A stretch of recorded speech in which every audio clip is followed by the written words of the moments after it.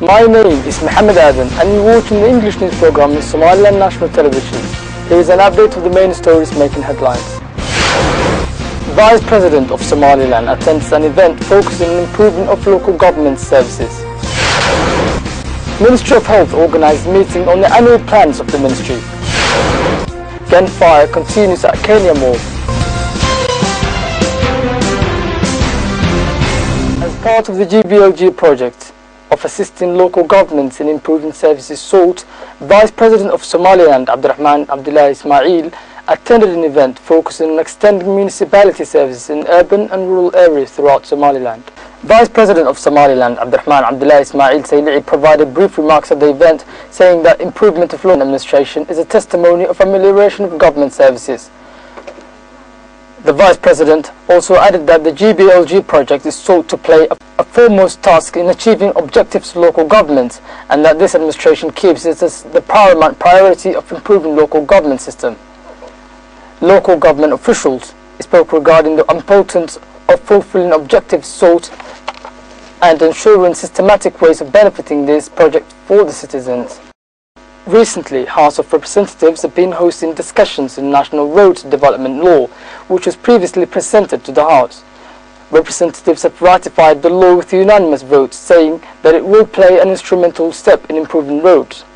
The Speaker of the House of Representatives provided initial remarks at the event, apprising the House representatives that the ratification of National Roads Development Law will be begun. In recent days, representatives have been discussing the ratification of this law, after being presented to the House for endorsement of amendments made in the law. 70 members of the House of Representatives were in attendance.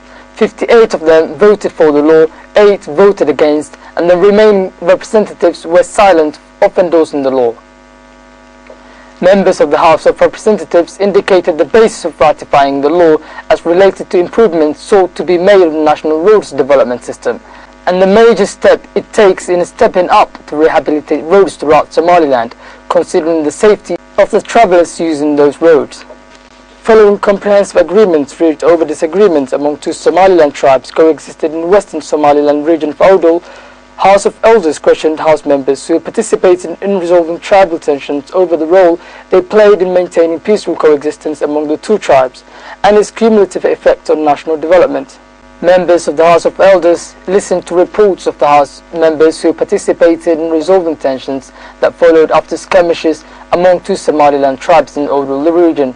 The members confirmed that Hariri skirmishes and tensions that followed has been successfully resolved, indicating that both sides have been agreed on peaceful coexistence and working together in the development of Odol region.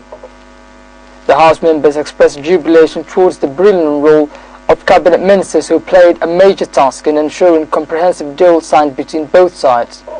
Due to the government plans of improving health sector and engaging all health service providers in providing free of charge health care available in urban and rural areas of Somaliland, the Ministry of Health organised a meeting discussing next year's plans of the ministry and intensifying cooperation of United Nations partner organisations. Other recognisable members of both United Nations organisations and government members stated that this project will take a key step in intensifying local government objectives and extending services throughout Somaliland. Within the event, the attendees of both government officials and the United Nations agencies providing substantial support to the Ministry of Health and health concerning issues include helping improve health conditions throughout Somaliland.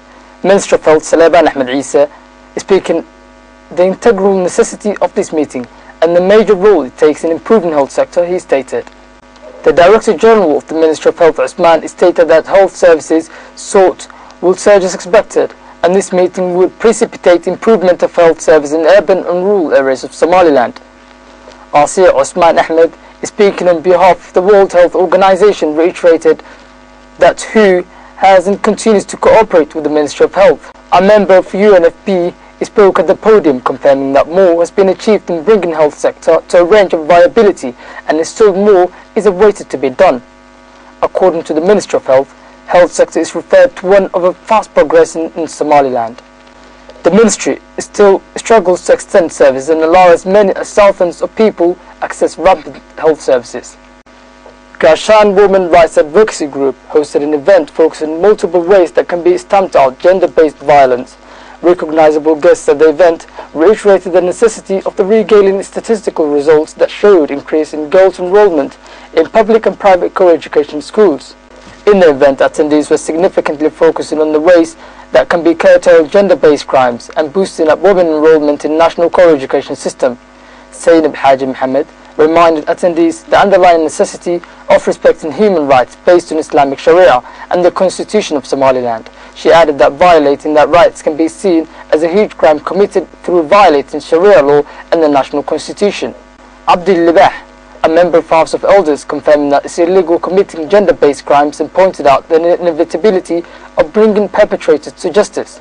As esteemed guests at the event, it stated that justice is the only way that can be curtailed gender-based crimes, including rapes and pharaonic circumcision, and that every individual is obliged in instilling the purge of such criminal activities.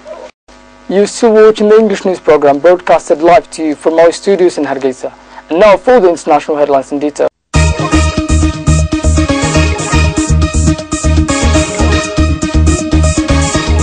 Kenyan Special Forces combining Nairobi's Westgate Center attacked by Al-Shabaab rebels as they seek to secure the site. A loud burst of gunfire was reported to have been heard coming from inside the Westgate Mall, where police are carrying out a final sweep of the shop after the last of hostages have been rescued. Kenyan Special Forces are still battling one or two Al-Shabaab fighters holed up inside Nairobi's Westgate shopping mall, security sources involved in the operation said on Tuesday. An overnight silence outside the mall was broken at daybreak, following a loud, sporadic gunfire suggesting that the complex hadn't yet been secured. The sources said the fighters were located and isolated on one of the upper floors of the complex. Kenya said its security forces had been controlled the Nairobi shopping mall, where Al-Shabaab fighters killed dozens of people, and that police were doing a final sweep of shops early on Tuesday after the last of hostages had been rescued. The official death toll stands at 62 and more than 170 people have been injured. There are fears that the death toll can rise further. A trickle of survivors escaped the building throughout the day on Monday, but the fate of people listed as missing was unclear. Somalia's Al-Qaeda-linked Al-Shabaab group has claimed responsibility for the attack, which began midday on Saturday. Kenyan officials say there were 10 to 15 attackers. Kenyan security forces believed the end was in sight for the siege at upmarket shopping mall in the capital, saying its forces were in control as the ordeal entered its fourth day. A government official said there was no resistance from the attackers late on Monday night after a barrage of gunfire and blasted throughout the day, but that security forces were cautious in case some attackers were hiding in the building. That's the end of the English news program. Thanks very much for being with us. Join us tomorrow at the same time. Until then, take care and goodbye.